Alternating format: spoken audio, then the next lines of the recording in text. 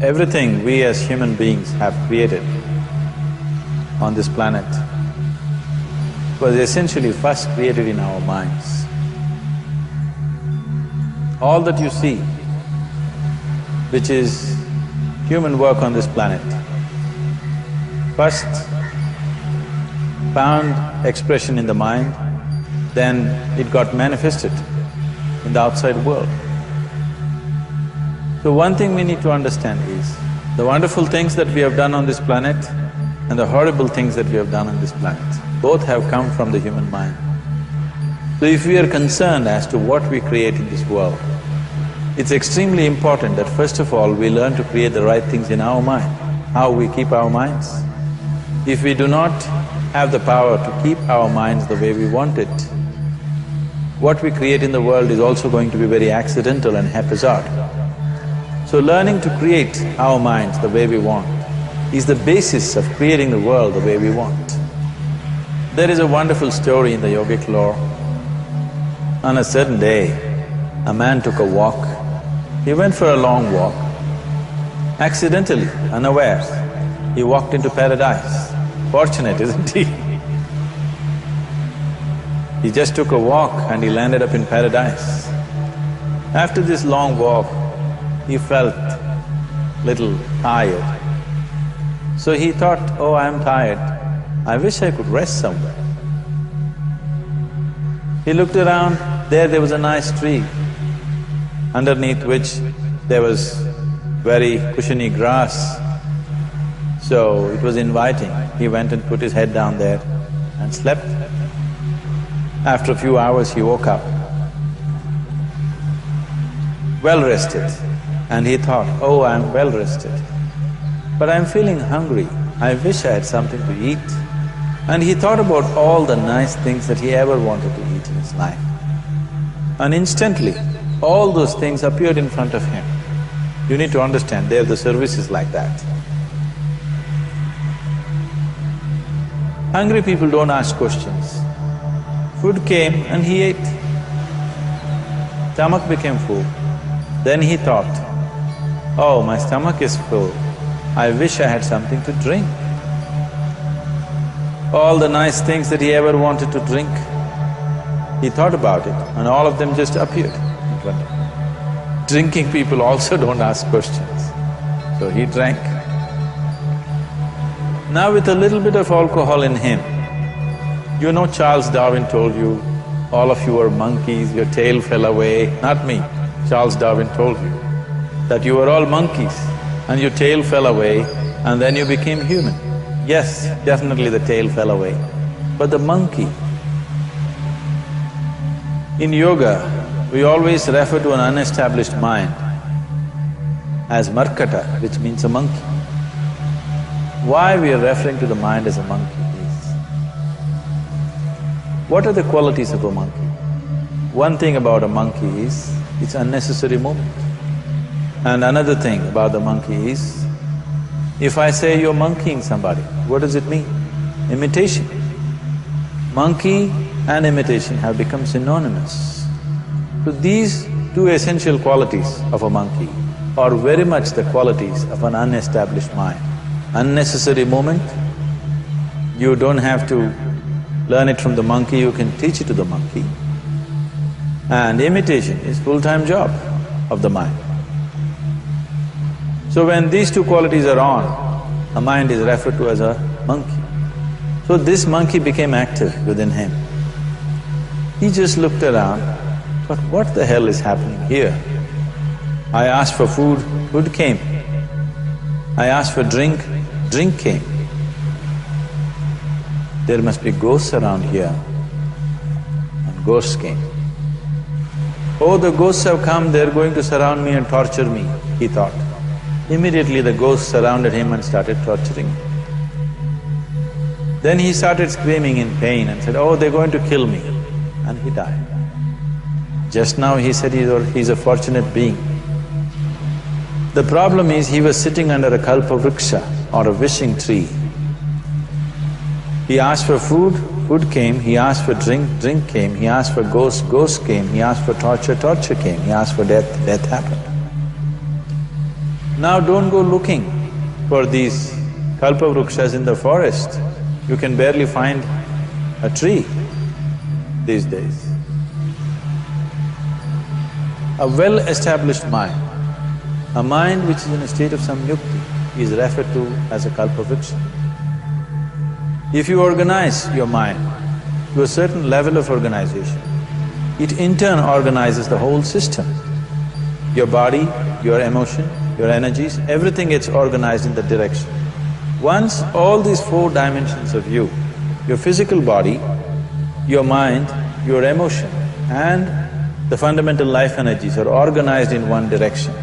Once you're like this, anything that you wish happens without even lifting a little finger actually. It would help to assist it with activity, but even without doing any activity, you can still manifest what you want if you organize these four dimensions in one direction and keep it unwavering in that direction for a certain period of time.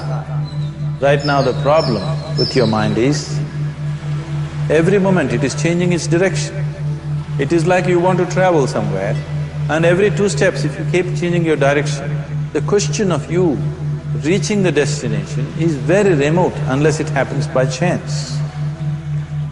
So, organizing our minds and in turn organizing the whole system and these four basic dimensions of who you are right now in one direction, if you do this, you are a kalpavruksha yourself. Anything that you wish will happen. But right now, if you look at your lives, everything that you have wished for till now, if it happened, you have finished. Everything and everybody that you have desired for, if all of that lands up in your house today, could you live with that?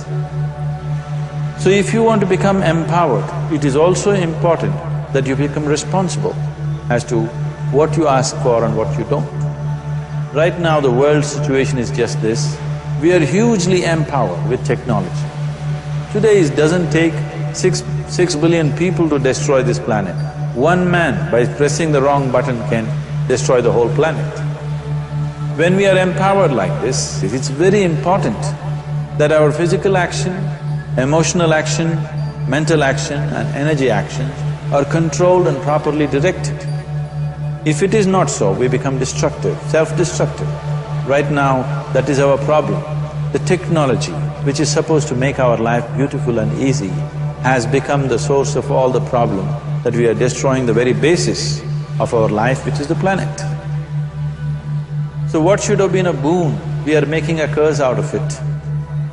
What has brought incredible levels of comfort and convenience to us in the last 100 years or so has also become a threat to our life simply because we are not conscious action, we are in a compulsive state of action. So organizing our minds fundamentally means moving from a compulsive state of activity to a conscious state of activity. You might have heard of people for whom they asked for something and beyond all expectations it came true for them. Generally this happens to people who are in faith. Now, let's say you want to build a house. If you start thinking, oh, I want to build a house. To build a house I need 50 lakhs, but I have only 50 rupees in my pocket. Not possible, not possible, not possible. The moment you say not possible, you are also saying, I don't want it. So on one level, you're creating a desire that you want something, on another level, you're saying, I don't want it. So in this conflict, it may not happen. Someone who has some faith in a god or in a temple or whatever, who is simple-minded, faith works only for those people who are simple-minded. Thinking people who are too much thinking, for them it never works. A childlike person who has a simple faith in his god or his temple or whatever, he goes to the temple and says, Shiva, I want a house. I don't know how, you must make it for me. Now in his mind there are no negative thoughts. Will it happen? Will it not happen? Is it possible? Is it not possible? These things are completely removed by this simple act of faith. Now he believes Shiva will do it for him and it will happen. So is Shiva going to come and build your house? No, I want you to understand, God will not lift his little finger for you. what you refer to as God is the source of creation.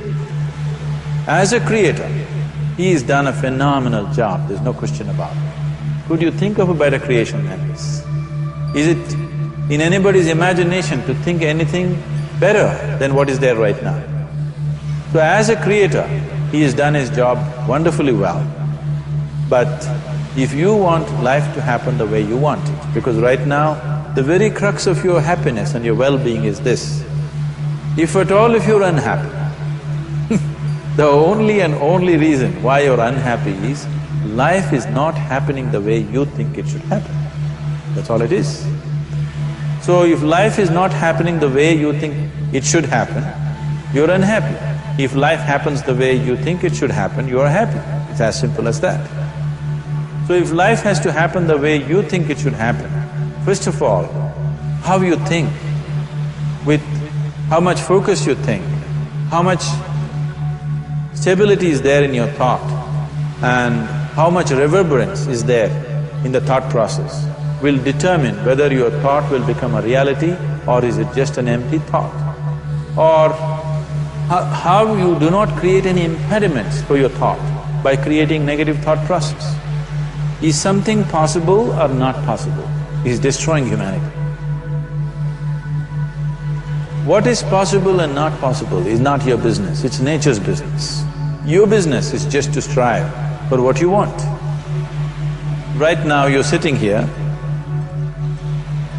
if I ask you two simple questions, I want you to just look at this and answer this. Right now from where you're sitting, can you just fly off? You say no? Right now from where you're sitting, can you get up and walk? You'll say yes. What is the basis of this? Why you say no to flying and yes to walking? Because past experience of life, many times you've gotten up and walked, never did you fly off. Or in other words, you're using the past experience of life as a basis for deciding whether something is possible or not possible. Or in other words, you have decided that what has not happened till now cannot happen in your life in future. This is a disgrace to humanity and the human spirit. What has not happened till now on this planet can happen tomorrow. Human beings are capable of making it happen tomorrow. So what is possible and what is not possible is not your business. That is nature's business. Nature will decide that. You just see what is it that you really want and strive for that. And if your thought is created in a powerful way, without any negativity, without any negative thoughts bringing down the intensity of the thought process, it will definitely manifest. The whole existence today, modern science is proving, is just a reverberation of energy. It is a vibration. Similarly, your thought is also a vibration. If you generate a powerful thought and let it out, it will always manifest itself.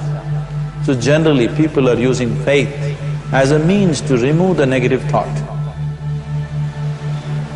Today, once you have become thinking human beings, your faith is not too deep. It doesn't matter how much faith you think you have, somewhere doubts always crop up.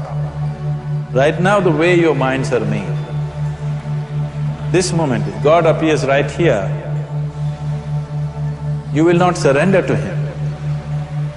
You will want an investigation whether He is really God or not. With this kind of mind, you should not waste your time on faith. So there is an alternative, which is commitment. If you simply commit yourself to creating what you really care for, now once again, your thought gets organized in such a way, there is no such thing as whether it's possible or not possible. There is no hurdle in your thought process. Your thought flows freely towards what you want. Once this happens, making it happen will also naturally follow. So to create what you really care for, first and foremost thing is that what you want must be well manifested in your mind, that this is what I want. Is that what you really want? You must look at it, because any number of things in your life you have thought, this is it. The moment you reach there, you realize that's not it, it's the next one and the next one and the next one. So what is it that one really wants is one thing. First of all, we must explore. Once that is clear, and we are committed to creating it. Now there is a continuous process of thought in that direction. Once you can maintain a steady stream of thought without changing direction, definitely this is going to happen in your life, or it will definitely manifest as a reality in your life. So, either you make this human form into a kalpa vriksha, or you make it into one big mess, which is happening all over. One reason why we have not created the kind of world that all of us would want to live in is, too many people are busy looking up. Too many people are interested in other planets. They are not interested in this planet. For every aspect of their life, they're checking out with other planets. And further, too many people are in service of heaven. They're not on service of this earth. I think right now we need people who are in service of this earth, not heaven. I believe if heaven is closer to divine than where we are, if that is so, I believe they're a little more organized than us, they don't need help from us. This has been a major problem on the planet. Anything that is valuable for a human being, anything that is good, the highest aspects of human life have unfortunately been exported to heaven. For example, if you say love, people say God is love.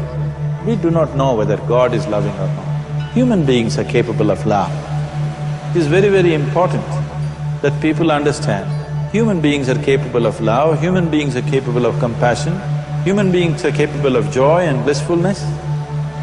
All the good things that are possible for a human being, unfortunately have been exported to heaven. If we want to create the kind of world that we want to, we need to understand whatever you refer to as God, the idea of God has entered our mind only because we have seen creation around us. Because there is creation, we have assumed a creator. God is a great creator. What you refer to as God is a source of creation. That source of creation has not failed us, has done a fantastic job. But now the question is about management. If you want to leave the management in the hands of the Creator, He will manage it in His own way, according to His agenda. But that's not what you want. You want life to happen the way you want it. Now, for example, let's say all of you here are the India soccer team for the next World Cup, and I am the coach. So these next 4 years, everything that you need to know about football is taught to you. Everything that I know about football is poured into you in so many ways. Now, the time to play the match has come. You're on the field and the ball comes near your foot, but you look at me, then it's no good. You've seen those coaches sitting there and boiling, nothing happens. Because now, once you're on the field, it's your job. So this is the same thing. The Creator has done a fantastic job. Now you're here. It is for you and me to see how to manage this, how we want it, how to keep this world, how… in what condition would all of us enjoy it best is something that we have to look at. So at every stage in our life, we tend to think, this is it. If this one thing happens, everything will be fine with my life. You reach there and you realize that's not it, and you postpone it to something else and something else. This is going on. The first and foremost thing is, you must be clear what is it that you really want. If you do not know what you want, the question of creating it doesn't arise. If you look at what you really want, what every human being wants is, he wants to live joyfully, he wants to live peacefully. In terms of his relationships, he wants it to be loving. Or in other words, all that any human being is seeking for is pleasantness within himself, pleasantness around him. If this pleasantness, if it happens in our body, we call this health and pleasure. If it happens in our mind, we call this peace and joy. If it happens in our emotion, we call this love and compassion. If it happens in our energy, we call this blissfulness and ecstasy. This is all that a human being is looking for. Whether he is going to his office to work, he wants to make money, build a career, build a family, he sits in the bar, sits in the temple, he is still looking for the same thing. Pleasantness within, pleasantness around. If this is what we want to create, I think it's time we addressed it directly and commit ourselves to creating it. So you want to create yourself as a peaceful human being, joyful human being, loving human being, a pleasant human being on all levels. And do you also want a world like this? A peaceful world, a loving world, a joyful world? No, I want greenery, I want food. When we say a joyful world, that means everything that you want has happened. So this is all that you're looking for. So all that you need to do is commit yourself to creating it, to create a peaceful, joyful and loving world, both for yourself and everybody around you. Every day in the morning, if you start your day with this simple thought in your mind, that today, wherever I go, I will create a peaceful, loving and joyful world. If you fall down 100 times in the day, what does it matter? For a committed man, there is no such thing as failure. If you fall down 100 times, 100 lessons to be learned. If you commit yourself like this to creating what you really care for, now your mind gets organized. Once your mind gets organized, the way you think is the way you feel, your emotion will get organized. Once your thought and emotion is organized, your energies will get organized in the same direction. Once your thought, emotion and energies are organized, your very body will get organized. Once all these four are organized in one direction, your ability to create and manifest what you want is phenomenal. You are the creator in many ways. Why I am saying you are the creator is, I want you to look at the nature of your life right now. If you eat a banana, in 4 hours' time, this banana becomes a human being. There is something within you, a life-creating process, a process which builds this body. The manufacturer of this body is within. You give him a banana, he makes a human being out of that banana. Transforming a banana into a human being is not a small thing. It is a phenomenon. It is just that this phenomena is happening within you unconsciously. If you could only consciously manifest this, making a banana into a human being, you are the creator. You are nothing less than that. As the theory of evolution goes, to make a monkey into a human being, it took millions of years. Over an afternoon, you can make a banana into a human being or whatever else, a piece of bread that you eat, into a human being. So, the very source of creation is functioning within you. If you organize these four dimensions of mind, emotion, body and energy in one direction, the source of creation is with you. You are the creator, what you want to create will happen to you effortlessly. Once you're organized like this, now you are not a mess. You are a kalpa vriksha. You have the power to create what you want.